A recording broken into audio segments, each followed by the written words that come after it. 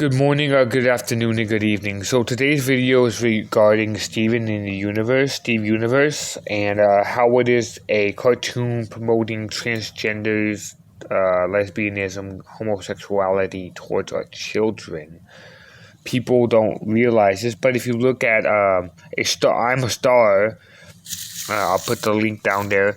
He is literally dressed in a male dressed in drag.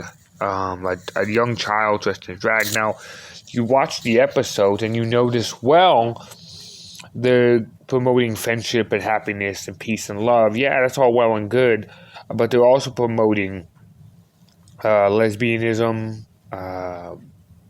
transgenders, saying that's okay to do that to our children. Now, not saying that's wrong.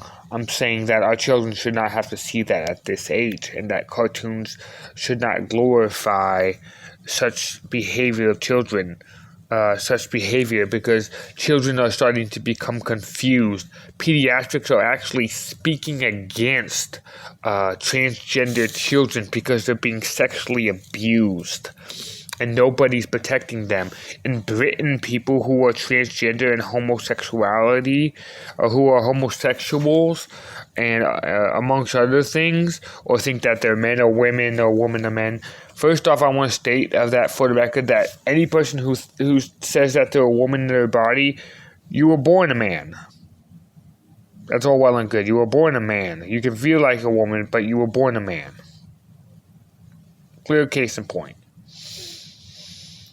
And so, and the same thing goes for women. You were born a woman. You have ovaries. You have a vagina. No matter how much you want to have a penis and ball sack, you can't have that. And this is just confusing children. And this type of stuff that's put out towards our children, this includes things like gang violence. Look at the movies, how they promote violence, thieves, corruption. They're just promoting all the things that are fueling our society, and then we take it as culture. I saw a video with Kanye West, and he was wearing a pink shirt and some skinny jeans, and he says he was making a reference towards black culture.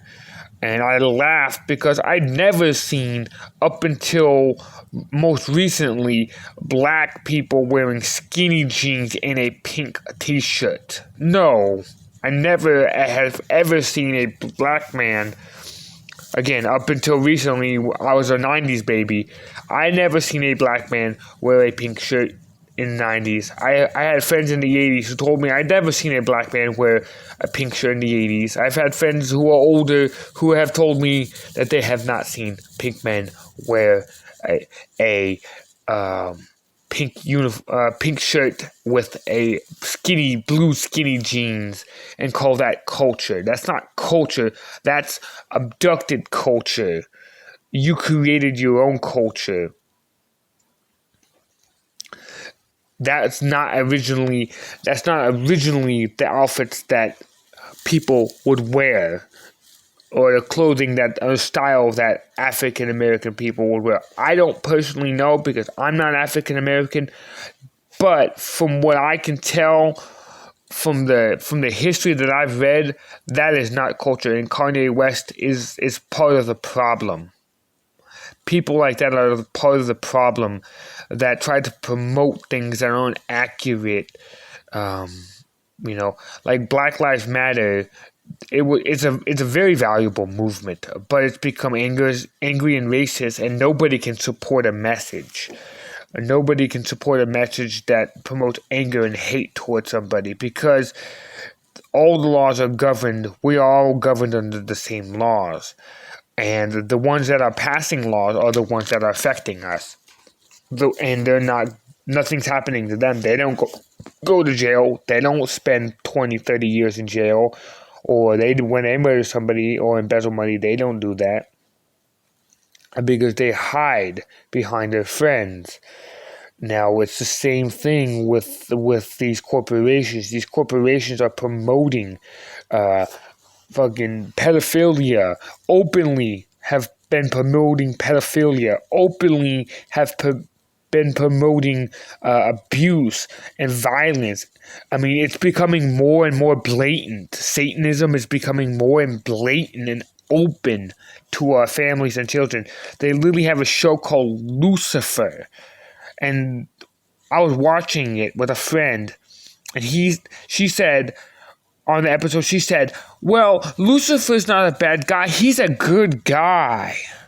So they're trying to make Lucifer seem like a good guy. A dating show came, a dating app came out recently.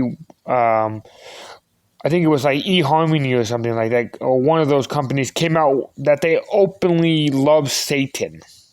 They are openly saying that they love Satan and they're Satanist. Now, these are things that we are subliminally putting in our minds. Because remember, when you go to sleep, the last thing that you are thinking is the last thing that you're going to be dreaming about. So, let's say I'm thinking about my baby mama and how much I love her, right? Well, that's to be the last thing that's going to be in my memory. Her and my child, right?